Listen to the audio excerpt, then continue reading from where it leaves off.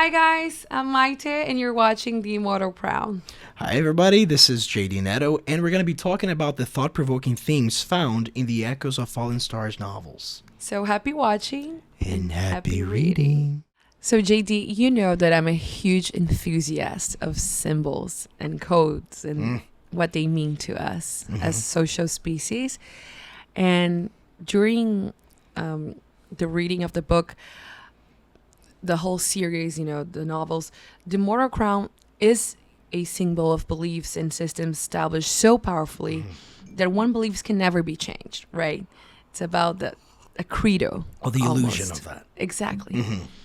And in a world that's constantly evolving, this Immortal Crown turns mortal every day. It's the zeitgeist, it's not like something that is a dogma anymore somehow. So that whole idea that faith can be challenged and questioned, it's established already in the beginning of the book. When Belwyn and his father celebrate, his blood date with his dad and recite a sort of prayer. I'm going to read the prayer. Goodbye to the boy you once were. Greetings to the man you now become. With the eternal and the mortal, you are now one. And I now receive the blessings of old and the curse from the deep, so I may ride forth one day and bring glory to my name. Wow, that's powerful. So I would love for you to talk about, your experiences, and I'm going to share mine as well, growing up in a system where we weren't allowed to question, even though we're both wandering beings. Yeah, I mean... It's a lot. It's a lot. Okay. We have 3 hours, right? Hello, we have 3 hours. Well, when I was writing Immortal Crowns, Book 1, I immediately wanted a symbol that would connect people to what we believe is unchangeable and eternal. And the only certainty that we have in this life is that life goes on. Things change. We move on. Yeah, it's finite. It's finite. And eventually we pave the way for a new generation and for new people. So the Immortal Crown itself is a symbol, as you said, of this establishment that is also an illusion because things are constantly moving. And I really, really wanted to portray faith in this fantasy world as something that is changed, that can be rewritten, persuaded, and it evolves. In this novel, we see the main character on his blood date. He's turning 18, village boy, life is peaceful. Suddenly he is blessed and he has to do this ritual just for the sake of the ritual without any sort of context, just because the people in the past would do it. How many times do we do that? Yes. We fall into patterns just because. Yeah. Because we reproduce the dynamics we only know. Exactly. And faith is one of the main powers that can persuade us to change our entire lives for the sake of salvation or damnation. And I think there's something really, really powerful about that. And really, really dangerous. And as someone who is a master at the art of communication and persuasion, you are aware of that as well. Like, our ability as human beings to believe in something is what brought us here. Because if you think about it, like the Homo sapiens back in the day, we are fragile creatures. When we were like caveman, cavewoman, if we were in a fight with a lion, we would be like knocked out and killed. We're very finite and fragile. But the moment the social species and the human being decided together and share the same beliefs, that we are a tribe, that we are a country, that we share the same, believe in the same God, All of this, Yeah. they are myths. Community. They are social constructs. Yes. Capitalism, Christianism, whatever. Those are beliefs. And our ability to believe in the same thing is what allowed us to gather and become the predominant species, because then we gather, and if we're 150, then we can beat the lion. But it was the ability to share myths and the common beliefs that brought us here. Otherwise, there was no such thing as like the feeling of being part of the same nation or sharing the same credos, or and this is a mass weapon to persuade, to initiate wars, Yes. to justify behaviors. So like our ability to believe in something is what brought us here.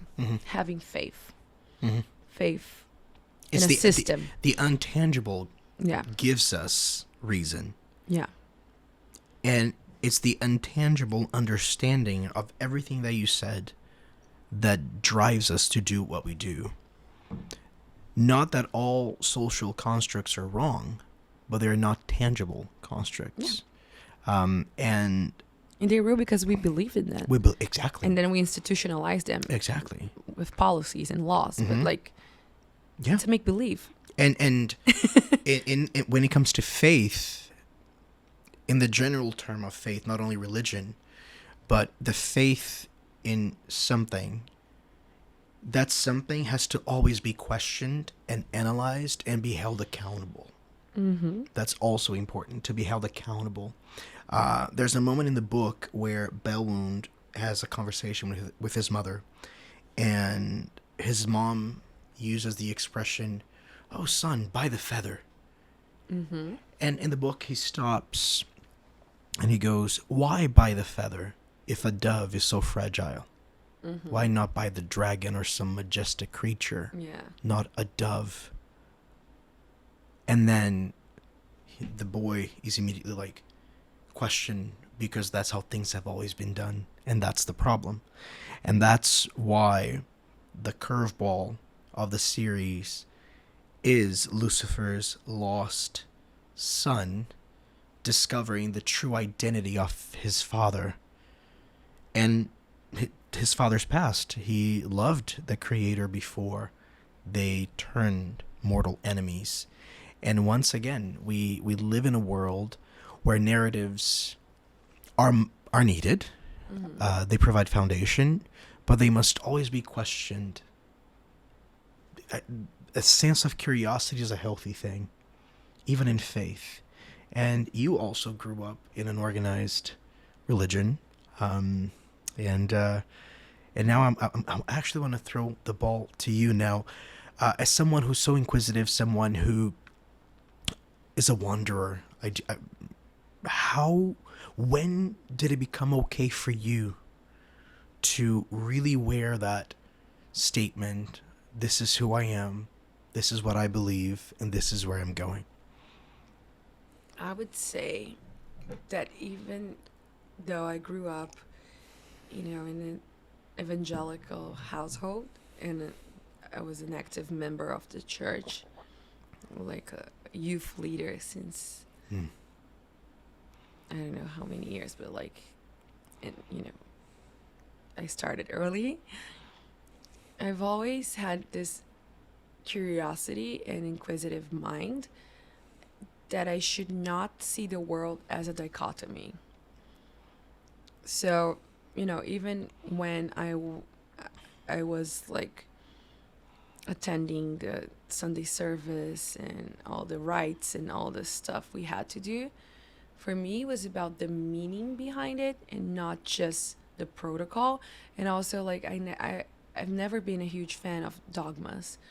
So my favorite passages from the Bible were always like Ecclesiastes, those who were more like nihilistic and a little bit more into the human shadows questioning, and not those who were all like rainbows and butterflies, So I do believe, like, if you you can somehow build your own blueprint of what works for you. And I keep a lot of stuff from that era, because I believe in my ability to separate dogma and religiousness from faith and just In life. life. Yeah. Yeah. So it's like, I do believe it's something you can draw a line if and you have like the good sense, in the sense of agency, of just not following, because I've always knew like the Bible is a book, was added by someone and then translated by someone else. And then, like it's just like a lot of layers of human interactions that compromise the text. We're authors.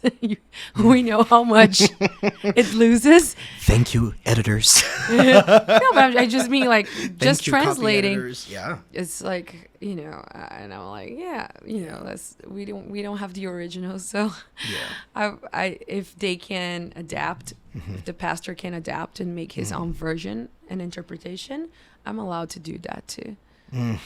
So that's my original thought. I love that. I mean, I am writing an entire series about that. But, when it comes to faith on stage, persuasive faith, it is, in my eyes, a blessing and a curse, in the sense of you can really empower communities, but you can also destroy communities. Yeah. And when you have such a big platform, you can claim an immortal crown and say that it is immortal. But life will show you otherwise.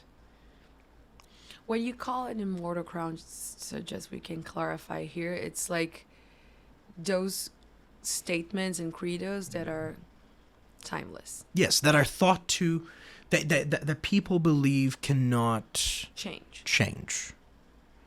Right? Example, you mentioned, let's talk about, politics, always evolving. Humanity as a whole, we're always evolving, we're always changing.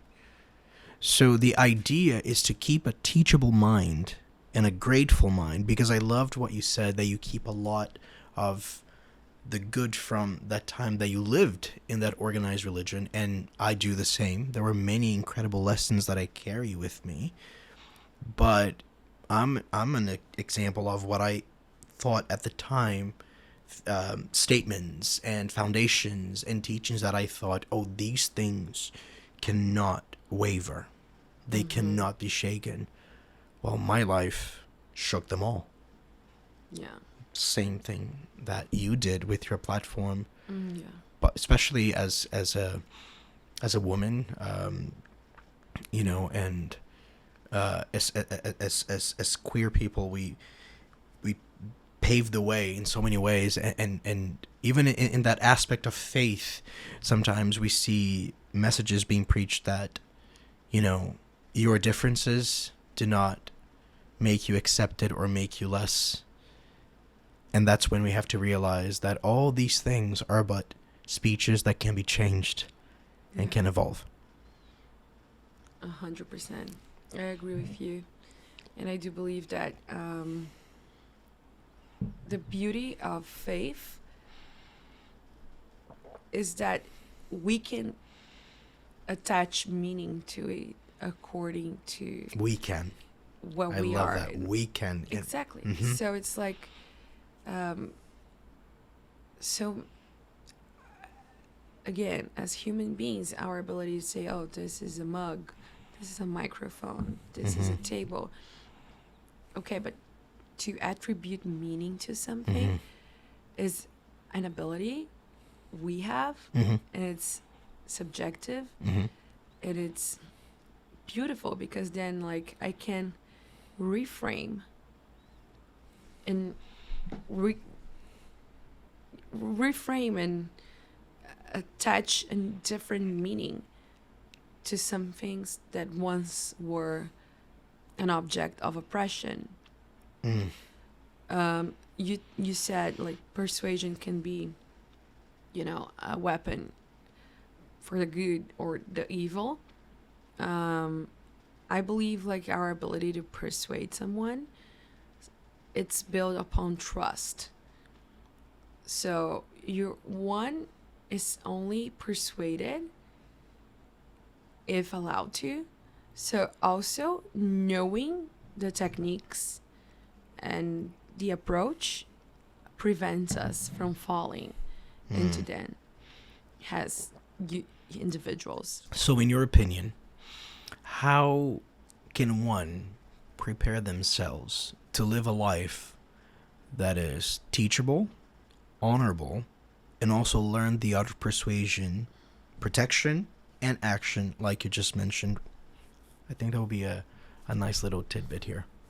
First thing, it's like you have to be mindful and aware of the invisible dynamics behind speech.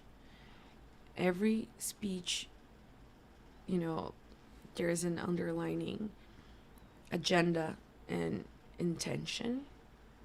So once you're able to master those intentions, you can protect yourself. And you can use the power of your words with more responsibility. Because that's the main thing. Like, people think about persuasion as something damned or like cursed, and it's not. It is what you make out of it, It is what you make out of it. Yeah. A knife in the hands of a chef, a beautiful tool. A knife in the hands of a killer, Exactly. a weapon of death. So like, you cannot blame the ability. You have to understand the ethics you're applying to it, and that's up to you. When people have huge concerns about it, what they're telling me is that they don't trust themselves when handle those tools. It's about them.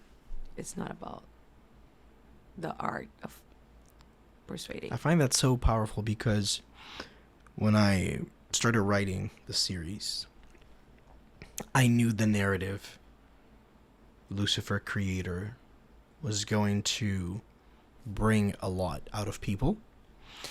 And I wanted that because I wanted people to think a little bit, oh, this is how I always saw this. But what if something changed in that editorial process of the story that tells us that? And I think it ties in with that so beautifully, because it really is how we perceive it. Stories give us meaning. That's a quote from Immortal Crown. Story gives life meaning. But stories are also changed as they are passed down from generation to generation. And it's incredibly important that in this ever-changing world, that the only unchangeable thing that we find in ourselves is our willingness to be teachable. Yeah. And our willingness to keep on learning and keep on being curious about this world. And if you think about in the context of the series and the books, Lucifer was, his whole thing was, he was an inquiring mind. He was curious. He questioned a lot, right? What do you have to say about that? Yeah. I mean, the biblical account that we have, and I'm going to use the biblical account because that's the one that most people know. We have this. That's the nonfiction. That's the fiction book. Exactly. That is brought meaning to. And I look at that story not as, oh, is this real or is this fiction? Let's look at the lesson here that we have. We have this creature given so much power. Beauty. Let's look at the mythos behind it. You have this creature, a lot of power, beauty, and free will. It is the first time that you see a heavenly creature in the biblical text gain free will to choose to either ascend, knowing the consequences, and he is punished for it. Yeah. There's a lot there. because it ties in with exactly what you said, is what you do with the craft. It's how you give meaning to it. Is a story real or not? I don't know. I can't claim that it is. The book of Daniel is so old. But the lesson behind it, I mean, it's what you do with your gift. And in the novel, I gave Lucifer the symbol of the dove. Mm-hmm. And people are shocked when they find out that by the feather relates to the wings of the creator, the lion. Mm-hmm. But now you have Lucifer, a dove born out of a rose. And it's I find it amusing when readers discover that and they message me saying, Lucifer's the dove. Isn't that the Holy Spirit? I'm like, well, you were taught that it is. Mm-hmm. But what if there was something else there? And again, I'm not claiming that my fiction is any foundation for the truth, but just like any story, it's there for you to think and to inquire and to really hone your skills when it comes to persuasion, when it comes to learning that craft and how to live life with a teachable heart. Loved it. Yeah. Loved what you shared, because once again, it's kind of like the full circle narrative of like the power of symbols and beliefs and how we can transform a symbol that once meant the Holy Ghost and now it's like subverted to, Lucifer, which is, theoretically antagonist. So I love that theoretically. Loved our convo. Stay tuned for the next episode. Yes. So, because this is just the beginning of it. Yes, we have 3 more. Today we tackled faith and the Immortal Crown. The next one we're going to talk about queer and Immortal Crown. Yes. So, yes. Can't wait for it. Yes. Stay Looking tuned. forward.